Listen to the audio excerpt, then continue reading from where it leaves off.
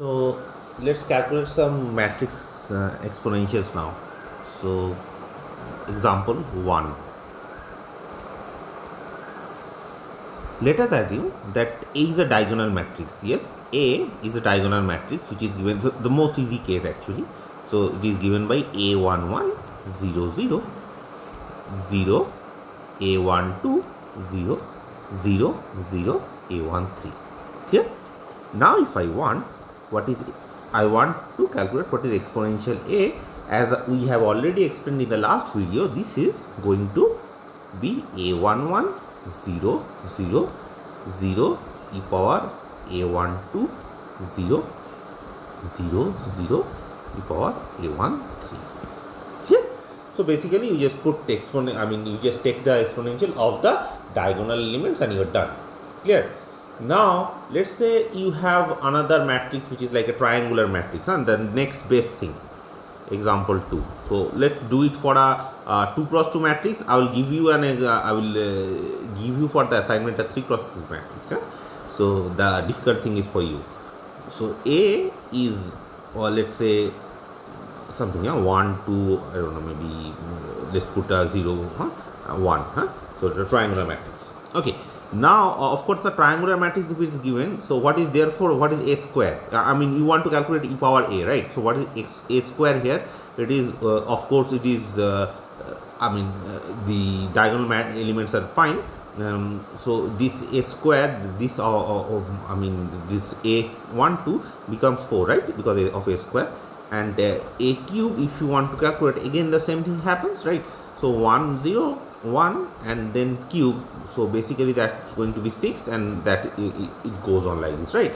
So what is exponential A? If you want to calculate just exponential A, that is essentially 1 by n factorial, the sum of this thing, right? Okay, so if you can think of it, you see it is 1, this is identity plus A1 plus 1 by 2 factorial A square, right? A square by 2 factorial, so 1 by 2 factorial plus 1 by 3 factorial, something like this. So it will go on like this. So this is basically turning out to be e power t, right? This will become this will stay 0, that's not an issue, and here also it will become e power t. The question is what happens here. Okay, so here if you calculate, if you just think about it, it is going to be the first thing is 2, then it is 4 by 2 factorial, okay, then 6 by 3 factorial, okay, and it goes on like this. Sorry, e power at. Let's calculate e power at. Sorry, e power at. Then you have this, right, that e power t 0 e power t, and here what is going to happen? See, here what is going to happen is, if you just calculate 2 3 terms, you can see that this is nothing but 2n. There is a 2n terms extra, and then it will be 2 e to the power e to the power t, right? If you just calculate, the first term is 2, second term is 4 by 2 so 1 plus 2 plus 4 by 2 factorial, 4t, sorry, 2t t square by 2 factorial plus 6t cube by 3 factorial plus it will go on like this, right? So if you want to calculate what this is, you guys can easily check that, easily see this is going to be 2t times exponential. Okay,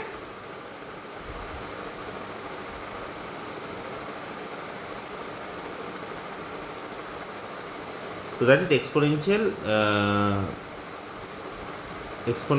A t, right? That is exponential A t. It is clear. I hope this is fine. You see, this is nothing but the sum of 2n t power n by n factorial. If you want to write it properly, okay, this is 2n by n factorial, right? So this is n equals to 0 to infinity, if you want to write it properly. Yeah? So how does that, so this is becoming 2, let's say I can write it like this, right? 2t here, and then summation t power n minus 1 by n minus 1 factorial. Clear? Okay, see, I am just taking 2t outside, and I am left out with n by n, so that is why n minus 1 factorial and to the power n minus 1. This is n equals to 1 to infinity. Clear? And then of course this is 2t times summation t to the power n by n factorial, right?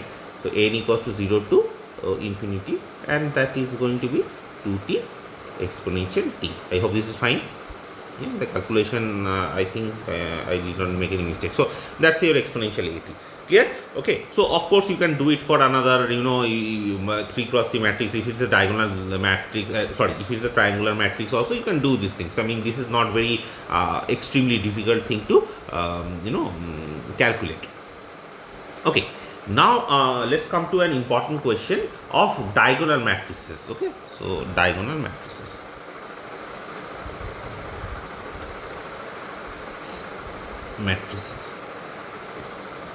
So of course not every matrix is a diagonal matrix, right? So if it is a diagonal matrix, then what you do, that's the question. Okay. So let's say that let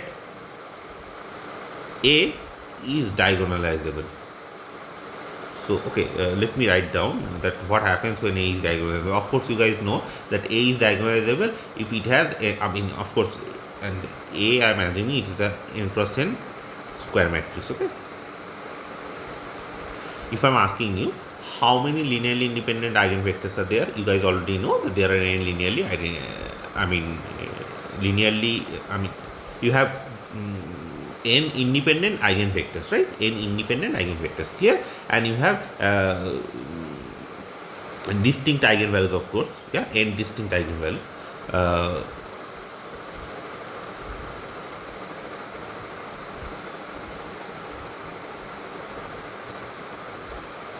Okay, what am I saying?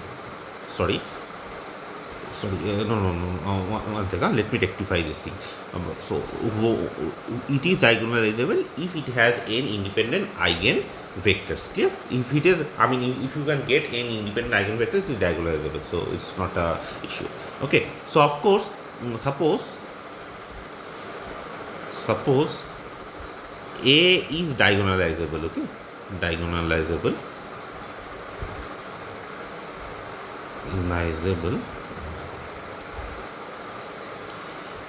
with n independent eigenvectors, I will write it like this, EVs, or eigenvectors. Let me write it properly, maybe it will be better, because eigenfunction, okay, eigenvectors are, for now let us assume it is V1, V2 and Vn. Clear? So these are column matrices if you want, column vectors actually, and the corresponding eigenvalues are given by lambda 1, lambda 2. So corresponding eigenvalues are lambda 1, lambda 2 and lambda n, right? Now let's say that if you have a matrix, let's say P, okay, and that you can write the matrix like this, that you take this V1, put it in a column, first column. The first column is whole V1, okay, again second column, something like this, and it goes on. So we explained this thing, kind of when we did that, fundamental matrices, if you remember. You find an linearly independent solutions, put it in the column, and the exact same thing I'm doing here, okay. So Vn, you just put it in the column, and that is your P, right? Then if A is diagonalizable, okay, then what happens is P inverse, okay, AP, that is going to be a diagonal matrix given by lambda, okay, lambda diagonal matrix. Okay, I hope this is fine. I do not have to explain it. This is from your standard linear algebra, right? Linear algebra. How do you diagonalize if your matrix is diagonalizable, how do you decompose it? You decompose it like this. So basically, what you do is you write down the corresponding eigenvalues, corresponding linearly independent eigenvectors. So you always know that there are n independent eigenvectors because A is diagonalizable. Now you write the matrix P as V1, V2, Vn, right? and then of course P inverse AP, that is going to be your diagonal matrix delta. Okay, now so of course you see e power. Now what is so special, because in this case if you want to write it, you see A is nothing but P delta, okay, P inverse, clear? So A is essentially P, a diagonal matrix times P inverse. Therefore e power AT, if you want to calculate, right, if I want to calculate e power AT, it is P e power delta T times P inverse. Clear? Okay, so you are only left out with calculating e power delta T. After that you just multiply P and P inverse and you are done, right? P and P inverse, you just multiply and done. Okay, so so this is the case. Now what I am going to do is, maybe I can use it's better that I take up an example and show you how this is done. So let's do that one example. So let's say that A is given by example 3. No, this is an example of a diagonal matrix. So 3 cross 3. Okay, so let's say 5 minus 6 minus 6. Okay, so of course I'm not going to do all the calculations. Calculations has to be done by yourself. That will be a waste of time actually. So to be really honest with you, I can just copy it here. Okay, so minus 6 minus 4. Yes, so A is given like this. Okay, so you see I am skipping the calculations. You guys, I actually will urge you to calculate this start with this example, okay, and then calculate every particular thing which I am doing, and then you put it together. Okay, so let's say A is given by this. Then what happens is, what are the eigenvalues of this thing if you want to calculate? So the eigenvalues, first of all calculate what are the eigenvalues. The eigenvalues are given by 1, 2, 2. Clear? 1, 2, 2. So 1, there is a double root which is 2. Okay.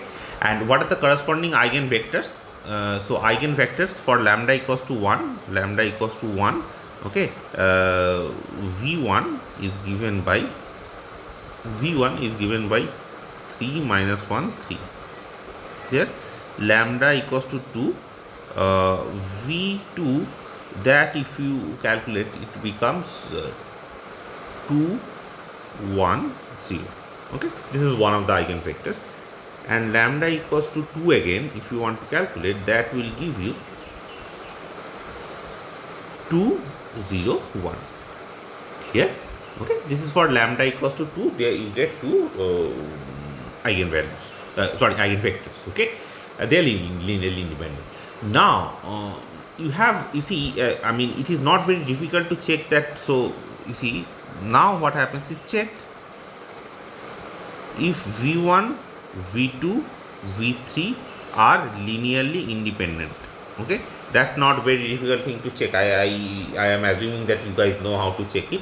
Okay, so please check that part. So you just check that those are linearly independent. Once they are linearly independent, then what happens is, of course, therefore that will imply, if they are linearly, so in this case they are, okay, so that will imply that A is diagonalizable.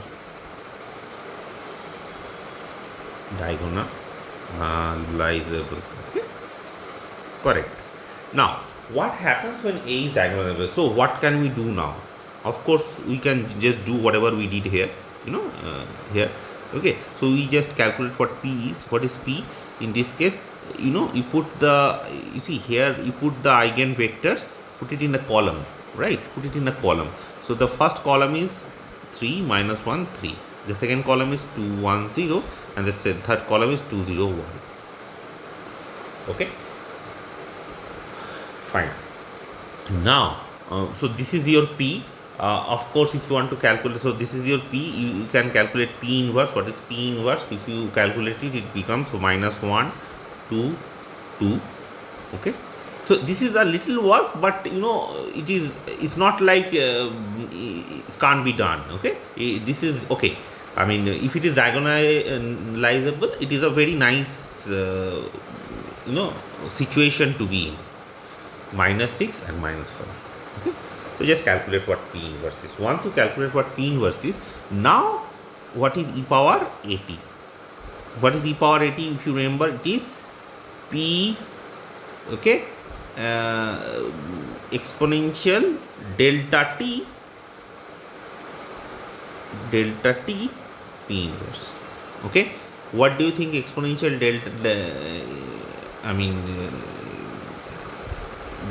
delta t is? Okay, that you have to calculate. So you guys can calculate it yourself, right? If you just do this part, A is P inverse. So P inverse AP. Okay, how do you find delta? See now, and therefore, we have to do it later. First of all, now calculate. It's a little bit again. As I told you, it's a little bit of work, but calculate delta first of all. What is delta? You see, as you have proved, delta is P inverse AP, right? So it is P inverse AP. Okay. So how do you calculate delta? You just calculate P inverse AP. Now these, let me, maybe I can skip it, or maybe I can just write it down what P inverse AP is. So you just calculate what delta is, yeah, you guys calculate it yourself, what is P inverse AP? Calculate it yourself, because you see, it will be a diagonal element, that's for sure, yeah. So it will be a diagonal element, so you calculate it, and then what happens is, if you want to write it e power at, you just write e power delta t P inverse, multiply it, and you will get your answer. Okay, so let me write down the answer, and you can just verify this thing. So verify this, please. Minus 3 exponential t plus 4 e power 2t. Okay, 6 e power t minus 6 e power 2t. Okay, and 6 e power t minus 6 e power 2t, e power t minus e power 2t, right, minus 2 e power t plus 3 e power 2t, and then minus 2 e power t plus 2 e power 2t. Okay, so it's a big, as you have guessed, it is going to be a big thing. So minus 3 e power t plus 3 e power 2t, 6 e power t minus 6 e power 2t, and 6 e power t minus 5 e power 2t. Here, so that's your exponential. So what I want, so is this clear? What if A is diagonalizable? What do you do? First of all, you find out the eigenvector values. Those are the eigenvalues 1, 2, and 2. Now you find out the eigenvectors corresponding to those eigenvalues. Okay. So as I have told you, this is a bit of a work, but it's a very well worth it. It's a very nice situation to be in. Okay, so you have V1, V2, V3. Now you put all of this. So essentially, once you get V1, V2, V3, you just check whether it is linearly independent or not. If it is linearly independent, that will imply that A is diagonalizable, right? Okay, once A is diagonalizable, how do you write the P matrix? So the matrix P is, if you just put the eigenvectors in a column. So 3, minus 1, 3 here, 2, 1, 0, 2, 0, 1. You just put it in a column and calculate P inverse, which is given like this.